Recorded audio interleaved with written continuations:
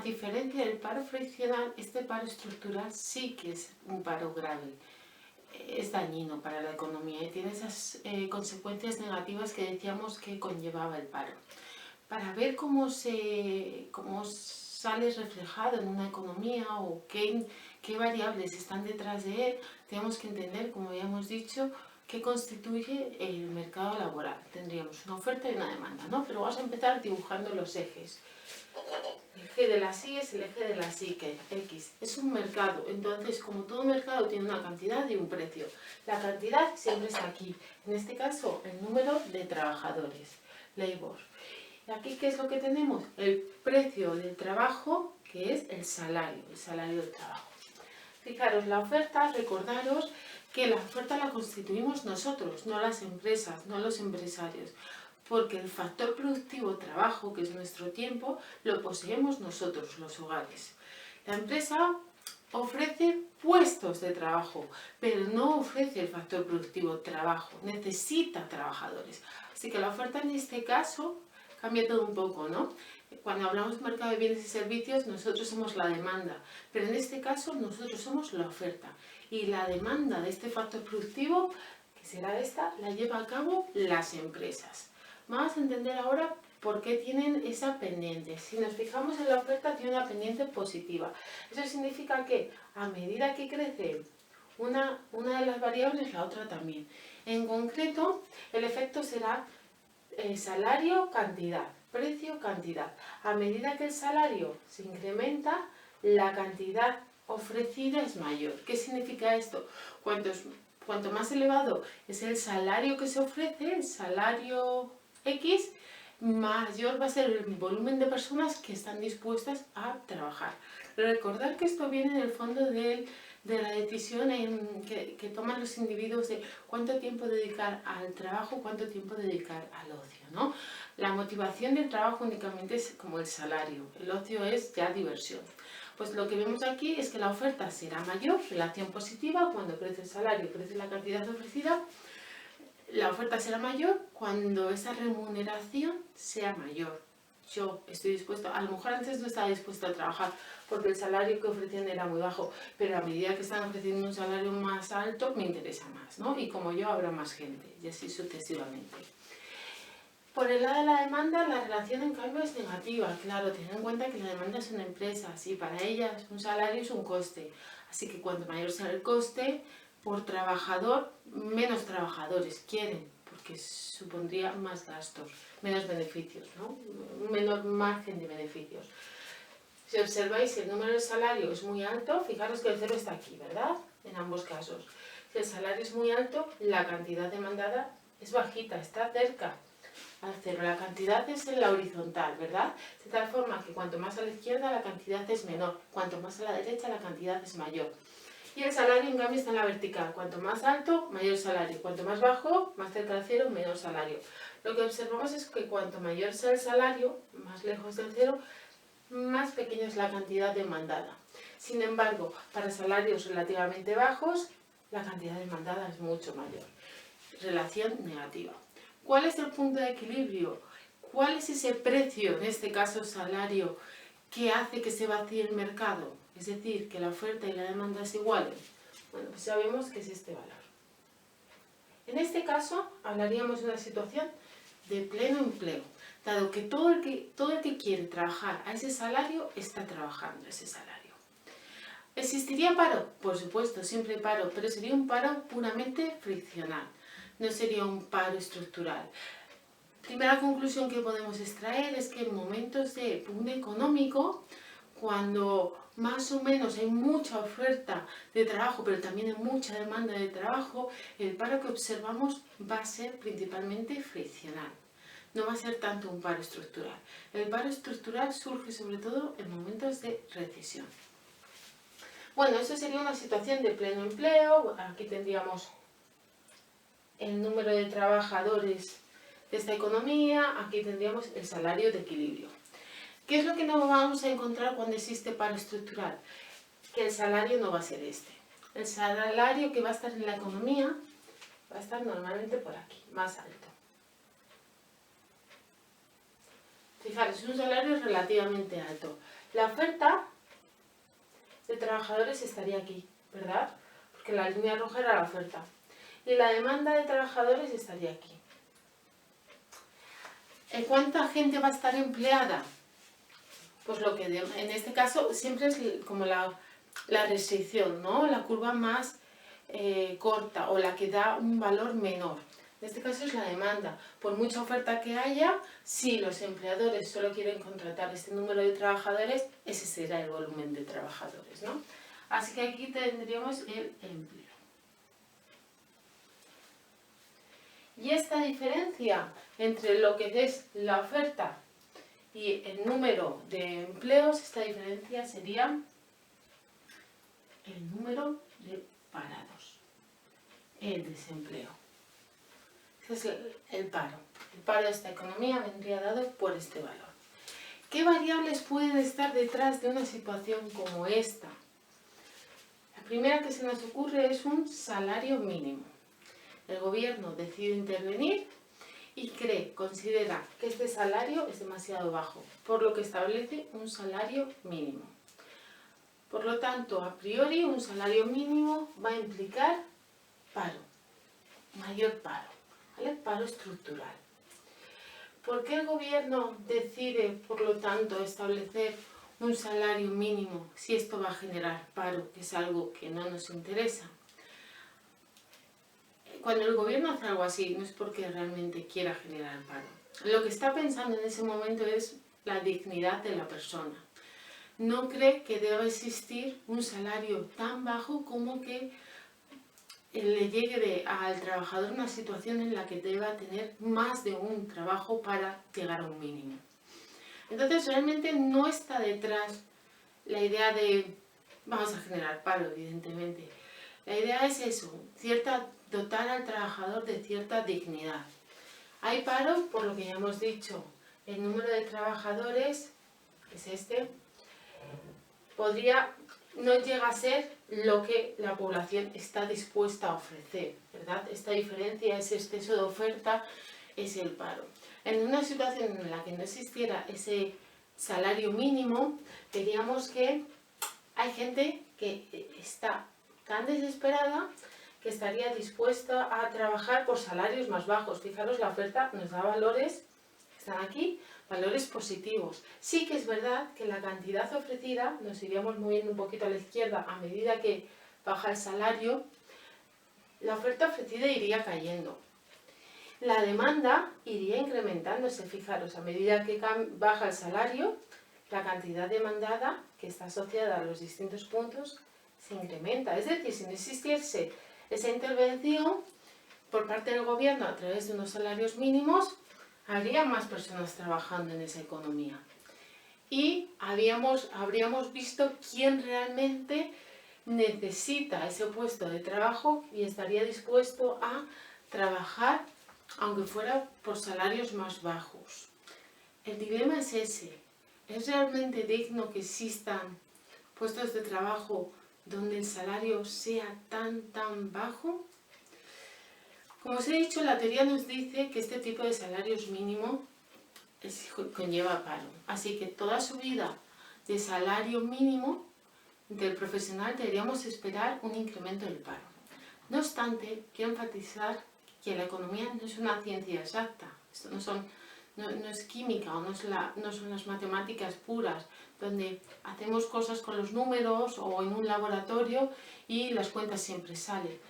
Esto es algo social, es una ciencia social, lo que genera que una cosa es lo que nos diga la teoría, que nos da pistas muy importantes hacia dónde va a ir la realidad, y otra cosa es la realidad.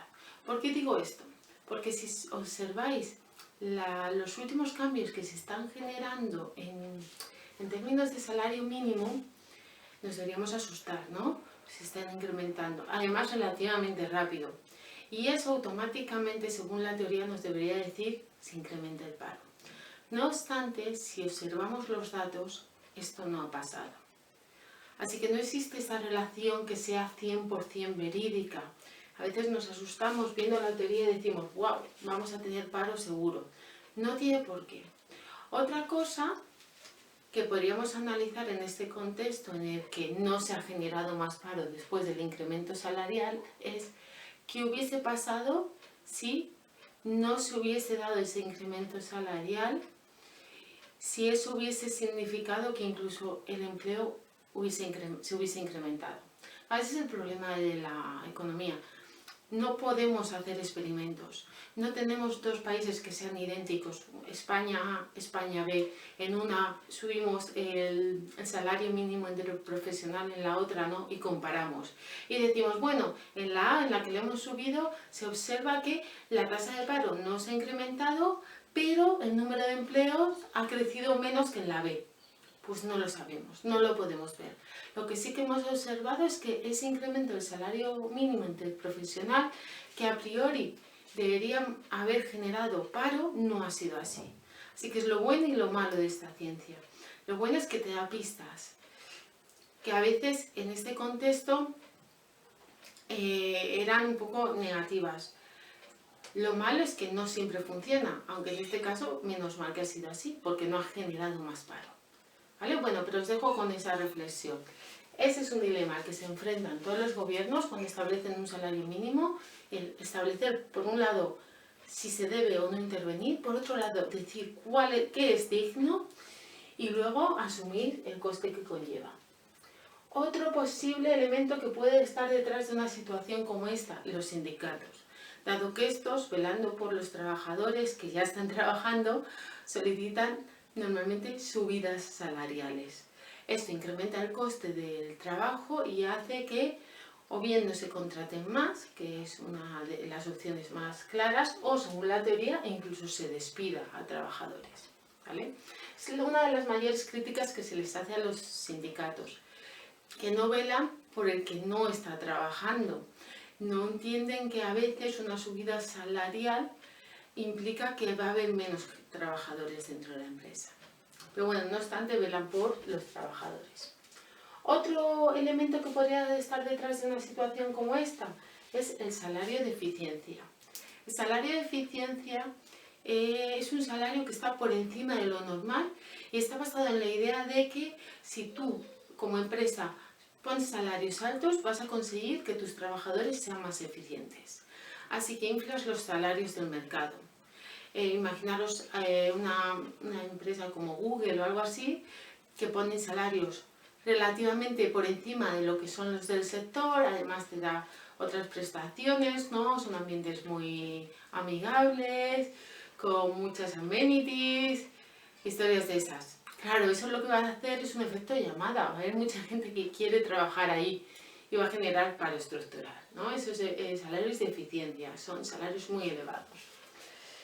Políticas económicas, eso estaría más vinculado en la idea de, ya no tanto esto, sino cómo dar subsidios, ¿no? Que sean demasiado generosos en el tiempo. Esa idea de que eso genera que el trabajador que está en el paro no busque una alternativa, no busque salir de esa situación porque está relativamente cómodo. Y por último, lo que ya habíamos mencionado, esos desajustes de la oferta y la demanda. Es cuando de repente, si teníamos esta demanda, este era el salario de equilibrio, la demanda disminuye o desaparece. Aquí tendríamos una nueva demanda, se demandan menos trabajadores y dado el salario original, recordad que esto es con referencia al salario original, tendríamos en este caso la oferta estaría aquí, cambia un poco respecto al gráfico anterior, ¿vale? La oferta estaría aquí y la demanda, la cantidad demandada estaría en la nueva curva de demanda, es decir, un punto como este. Aquí estaría ese desajuste. La demanda disminuye y vuelve a surgir un exceso de oferta, ¿vale? Dado el salario original. Y es ese tipo de desajustes entre los perfiles que se demandan en el mercado y los que se ofrecen. Hasta ahora hemos desarrollado de forma un poco más profunda lo que era la tasa natural de paro. Es un concepto más que nada conceptual, ¿vale? No es tanto una estimación real. Se hace una estimación, pero se hace viendo las características desde fuera de la economía. No es la tasa de paro observada, ¿vale? Esa será otra variable, que es la que justo hemos dicho al principio del capítulo. cuando veíamos las distintas tasas que teníamos, la tasa de actividad, la de ocupación y la de paro. Esa será la tasa de paro observada, ¿vale? Es justo la que tenemos aquí, la que citamos aquí. La tasa de paro natural, como os he dicho, es más conceptual. Es una estimación viendo las principales características de la economía y nos define. Eso no significa que la tasa de paro natural, por ser natural y ser las características de una economía, no vaya a cambiar. Se puede hacer que cambie. ¿Pues cómo? Pues por un lado, uno de los elementos era el paro friccional, ofreciendo políticas que hagan que sea más sencillo ese encuentro entre oferentes y demandantes, a través de, por ejemplo, portales de empleo o agencias que faciliten esa conexión entre los dos lados, ¿no? La oferta y la demanda. Por el lado estructural, pues serían todas esas políticas destinadas a, como ya veremos, a fortalecer las destrezas de los trabajadores, ¿no? Si hemos observado que el perfil que se busca es en un sentido, pues dotar a esos trabajadores que están en el paro del perfil que se está buscando, ¿no? A través de la formación, entre otras posibles herramientas. Tasa de paro observada, ya sabemos lo que es la tasa de paro efectiva, que es en la economía. La tasa de paro natural es un único valor a lo largo del tiempo que según se vaya reestimando se irá cambiando, pero a priori es un valor, es como describe la economía. Y luego vamos a tener la tasa de paro cíclica, que va a ser la diferencia entre la tasa de paro observada y la tasa de paro natural. Si tenemos a lo largo del tiempo, y aquí tenemos las tasas de paro, diríamos que la verde es la tasa de paro natural, de este valor, mientras que la observada sería la roja. La diferencia entre la roja y la verde sería la tasa de paro cíclica. Fijaros, esta diferencia, el rojo menos el verde, nos daría un valor positivo. Es decir, la cíclica va conforme al ciclo. Recordad que la tasa de paro es una variable anticíclica, va en sentido contrario al ciclo. Lo que nos diría que este mayor incremento, este valor de la tasa de paro cíclica positivo, estaría asociado a un ciclo, a un valle en el ciclo económico, es decir, una caída. Y al revés, aquí lo que tenemos es que la tasa de paro observada es mayor que la natural. Por lo tanto, este valor menos el otro nos daría una tasa de paro que estaría creciendo. Tenemos la observada menos cíclica, es negativa. Este valor está más próximo a cero, así que este valor menos este nos da un valor negativo. Estaríamos diciendo que estamos en un punto fuerte de la economía, un boom económico o de crecimiento, ¿no? Un pico económico. Así que esta diferencia nos va a dar el ciclo económico, pero en términos inversos, porque es anticíclica. Bueno, ahora vamos a ver unos conceptos más vinculados a lo que sería el salario y sus implicaciones en términos de coste. Por un lado tendremos el salario monetario, o salario nominal o salario bruto. Se puede decir de las tres formas. Es el salario más la parte que iría a las cotizaciones a la seguridad social. De ahí, este salario se podría obtener como la remuneración de asalariados, concepto que ya habíamos visto en el cómputo del PIB, vía rentas, dividido ocupados o empleados asalariados, claro, porque es la remuneración por asalariado. Por eso dentro de la ocupación o el número de empleados, personas que están con un empleo, podríamos distinguir dos. Estos serían los que están por cuenta ajena, es decir, son asalariados, y luego estarían los que son por cuenta propia, o no asalariados, que son los autónomos. Luego del salario bruto podríamos obtener el salario líquido o neto, que es una vez que descontamos las cotizaciones a la seguridad social. Es lo que finalmente percibo de forma real, más vinculado con lo que es mi renta disponible. Aparte, otro concepto interesante es el salario real, que lo podéis encontrar con esa W mayúscula y esta R que hace alusión a real, o simplemente este símbolo que hace alusión como a una V doble minúscula. Salario real es aquel que contempla los precios de la economía. ¿Esto qué significa? Tener en cuenta que mi salario nominal, que es este, que es el salario bruto o el salario monetario, puede ser bastante elevado, ¿no? O puede haber crecido de un año a otro. Pero si los precios de esa economía han crecido aún más, eso significa que mi salario tiene una menor capacidad de compra. Dado que ahora los precios son más caros, mi dinero o mi salario compra menos. Por eso es interesante no solo ver la evolución del salario nominal, sino ver también la evolución del salario real, porque estaríamos descontando los precios.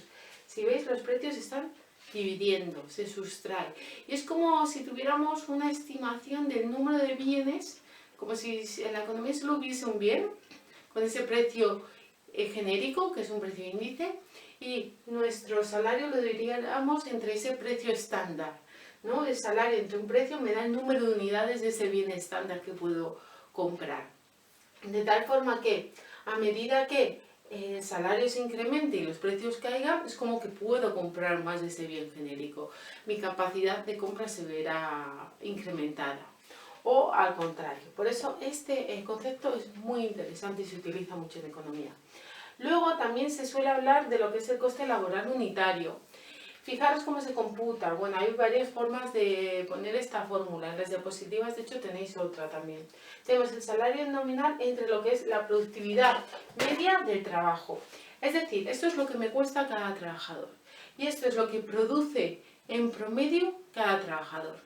Imaginaros que el sueldo es de, no sé, por ejemplo, 1.000 euros y la productividad media es de 2 unidades, como si fuera capaz de producir 2 mesas.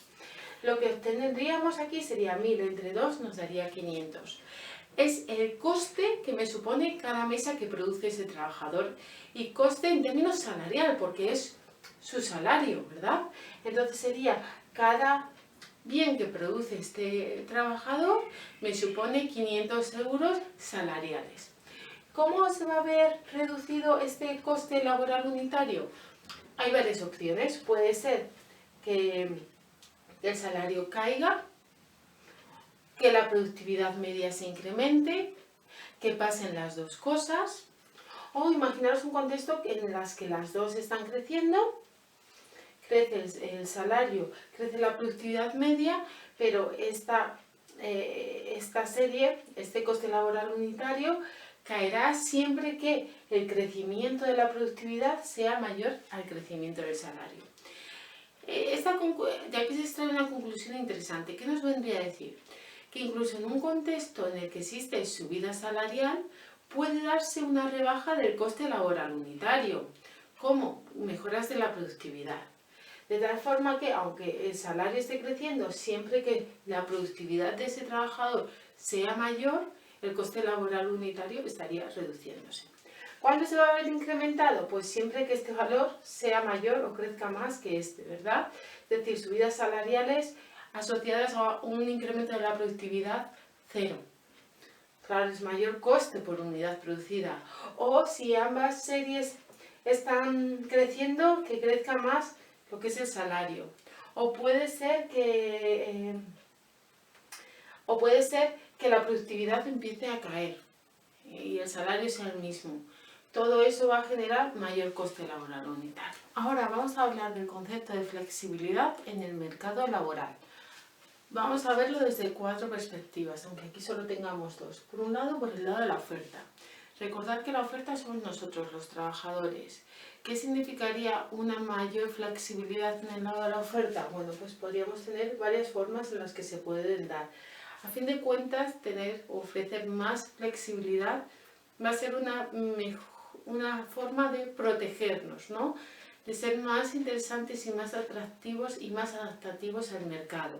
Por eso la flexibilidad desde el punto de vista de la oferta es clave, es deseable, de hecho, para que el que realiza esa oferta sea capaz de adaptarse y sufrir en la menor medida lo posible los efectos de una mala situación o un periodo de recesión.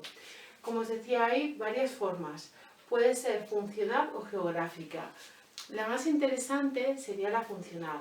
Esta se constituye en que el trabajador no solo sabe de lo que está haciendo, sino que es capaz de reciclarse. Y si aparecen nuevas técnicas, incorporarlas o incluso empezar a conocer de otros sectores afines a lo que está haciendo.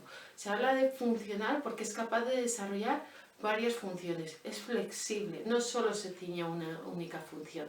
Eso nos hace ser mucho más atractivos, ser capaces de adaptarnos y encontrar empresas que sepan ver no solo una función o una faceta, sino las otras, que a lo mejor le interesa en ese momento.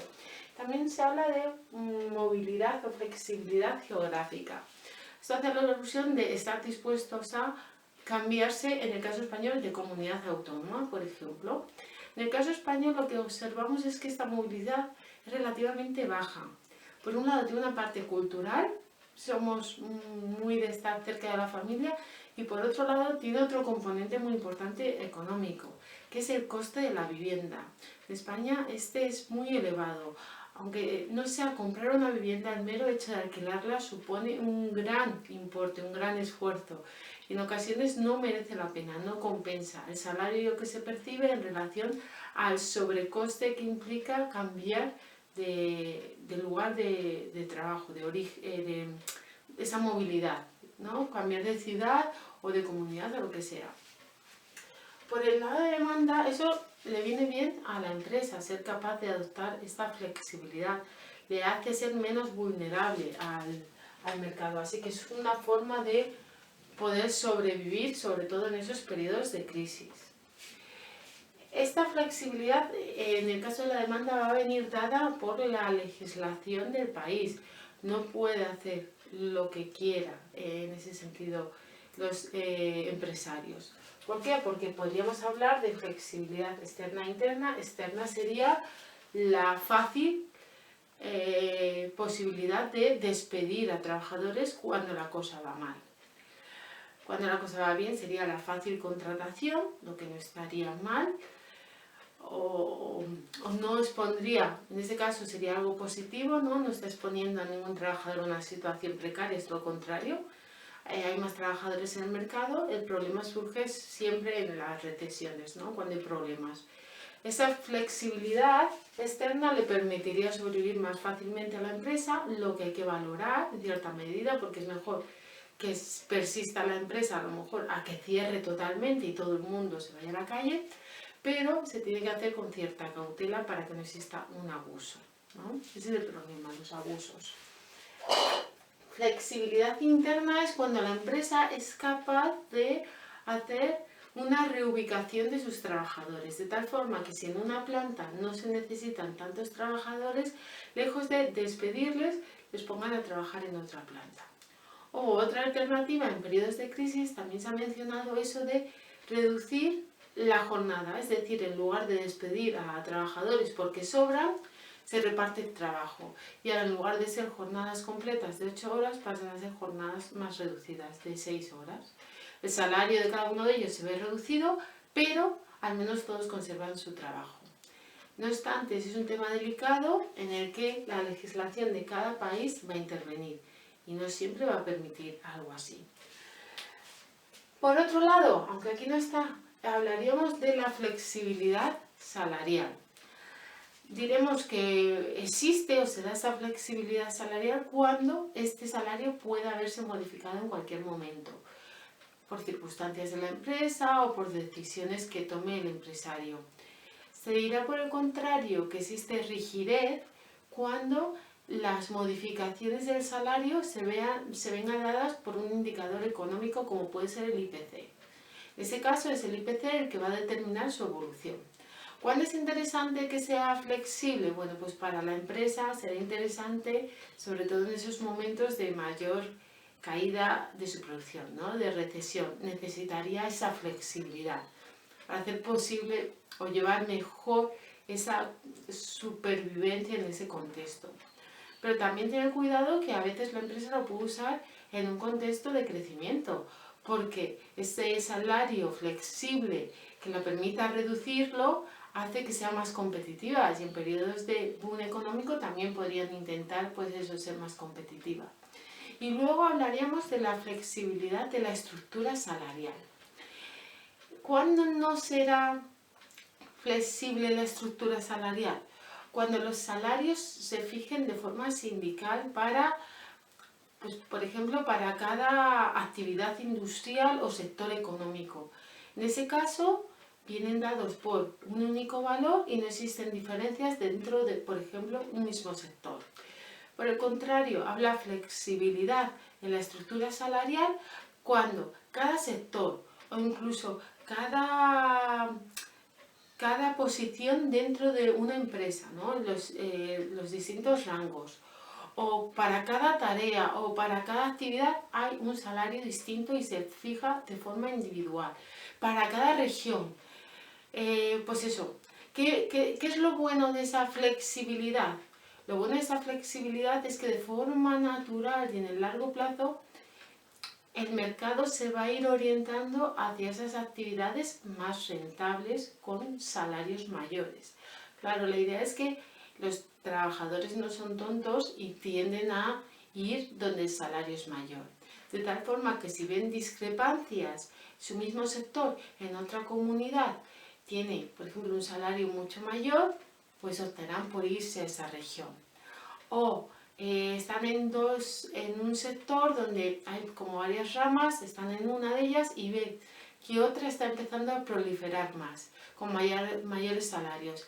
El trabajador tiene incentivos a reciclarse, formarse más en esa nueva área y así pasar a la otra área con mayores salarios, ¿no? Claro, esto si se hace bien puede ser muy interesante. No obstante, el trabajador va a estar un poco menos protegido que en el otro caso en el que el salario viene fijado por una decisión a nivel nacional, por parte de los sindicatos.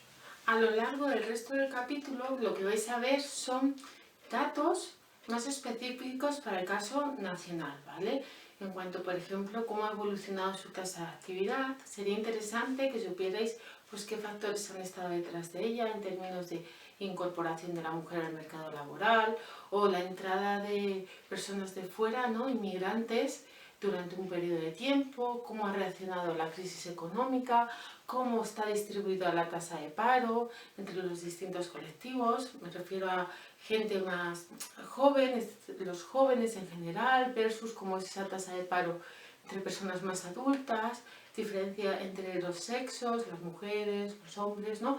Y muchas otras características que van a ir describiendo cómo es ese mercado laboral en el caso de la economía española y cómo se ubica respecto a lo que sería el mercado laboral europeo, prototipo, ¿vale? Tenéis varias estadísticas, me gustaría que pues eso, os quedaréis con una idea general y global de todo ello. Cómo la crisis ha ido alterando pues la demanda y la oferta de trabajo y las consecuencias que ha tenido, ¿vale?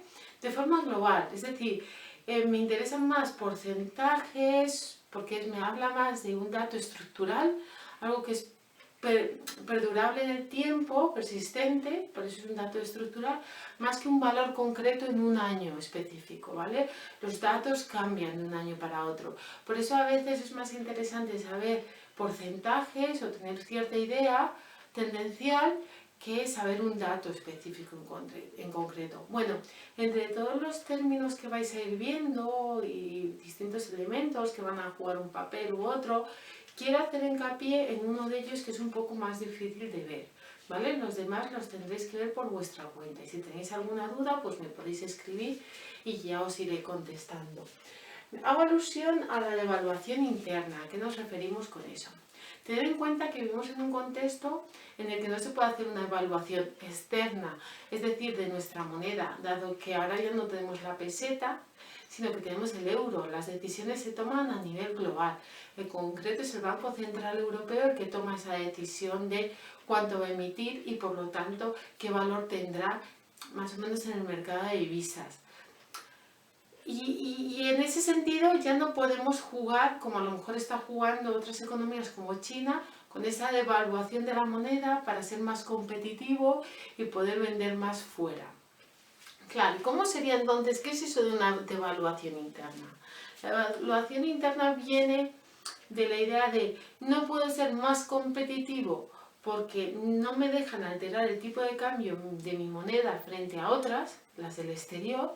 Así que si quiero ser más competitivo, me va a tocar producir a precios más bajos. ¿Cómo se mide eso de la competitividad? Seguramente en macro habéis visto ya lo que es el tipo de cambio nominal y el tipo de cambio real. El tipo de cambio nominal es ese tipo de cambio que cotiza en el mercado de divisas. Es el valor del dólar euro. Si la oferta y la demanda del euro se ve modificada, pues el tipo de cambio respecto al dólar, si fuera este el caso, se vería modificada, ¿no? ¿Qué sería en cambio el tipo de cambio real? Que es el que mide el nivel de el valor inverso de competitividad. Pues era un valor que era parecido al tipo de cambio porque lo incorpora, pero que también tenía en cuenta los precios de la economía doméstica y del exterior. Es decir, puede ser muy interesante el tipo de cambio euro-dólar si yo quisiera, por ejemplo, vender porque el euro estuviese depreciado frente al dólar, es decir, son muy atractivas para el exterior, si solo existieran dos economías, Europa y Estados Unidos, y mi moneda es débil, es decir, vale muy poquito, al estadounidense le viene fenomenal porque con por unos pocos euros es capaz de comprar, con unos pocos dólares es capaz de comprar mucho euro, porque el euro es barato, está devaluado, soy competitiva en ese sentido, pero a lo mejor tengo precios muy elevados. Mientras que en Estados Unidos los bienes que yo estoy produciendo tienen un precio muy bajo.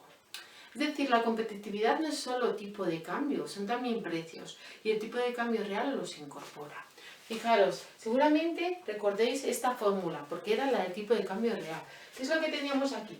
El tipo de cambio nominal, supongamos que es dólar-euro, es decir, número de dólares. Para conseguir un euro es como el coste de un euro, de la moneda que está aquí abajo, es su precio, dólares por euro, y el precio de mi bien expresado en euros, dado que yo soy europea. Cuando yo hago este producto, dólares por cada euro lo multiplico por el número de euros que cuesta mi bien, obtendría el valor de mi bien, pero cuantificado en dólares. Y abajo tengo el precio del mismo bien, pero que lo está produciendo mi competidor en Estados Unidos. Por lo tanto, está ya en dólares. Esto lo he transformado en dólares, esto lo he transformado en dólares y ya puedo hacer un ratio de precios, ¿verdad? Dólares entre dólares me diría, supongamos, le vamos a darle un valor para que sea más fácil de interpretar. Supongamos que son 2. Significaría que, dado lo que cuesta el bien que estoy produciendo aquí en Europa, cuantificado en dólares, y lo que cuesta el mismo bien en Estados Unidos, sería capaz un ciudadano del mundo de comprar 2 veces más en Estados Unidos que en Europa, porque este precio es el doble que este. Un número siempre es más sencillo. Podríais poner en lugar de un 2 un 0,5 si queréis hacer el inverso. Que es más fácil cuando tenemos unidades por encima del 0. Mejor dicho, por encima del 1. ¿Veis? Es como que este valor, ponerle un número. Si este fuera, por ejemplo, 10 y esto es 5, con lo que me cuesta este, podría ser capaz de comprar, y lo que me cuesta en Europa, mejor dicho, por lo que me cuesta en Europa y en Estados Unidos, sería capaz de comprarme 2 en Estados Unidos usando lo que me costaría 1 en Europa. Es un poco complejo, pero como seguramente ya lo hayáis visto, no tiene más misterio que repasar esos apuntes. Fijaros, diremos que a medida que si esto crece, fijaros, si esto crece es porque aquí está el europeo y aquí está el estadounidense. Si esto crece es porque este valor es mayor o está creciendo más que este. Seremos menos competitivos. Así que si mi tipo de cambio real se incrementa, mi competitividad cae. Y al contrario, si el tipo de cambio real cae, es porque soy más competitivo. ¿Qué es lo que nos interesaría? Ser más competitivos, no es lo que queremos. Así que me fijaré en este caso. ¿Cómo puedo incrementar mi competitividad? Fijaros, reduciendo el tipo de cambio que teníamos dólar-euro, es decir, que el euro pasara a valer menos, cosa que no puedo hacer porque es el Banco Central Europeo el que lo hace, o que yo produzca precios más bajos o que el extranjero produzca precios más elevados. Yo esto no lo puedo dominar, la única variable que puedo dominar es esta.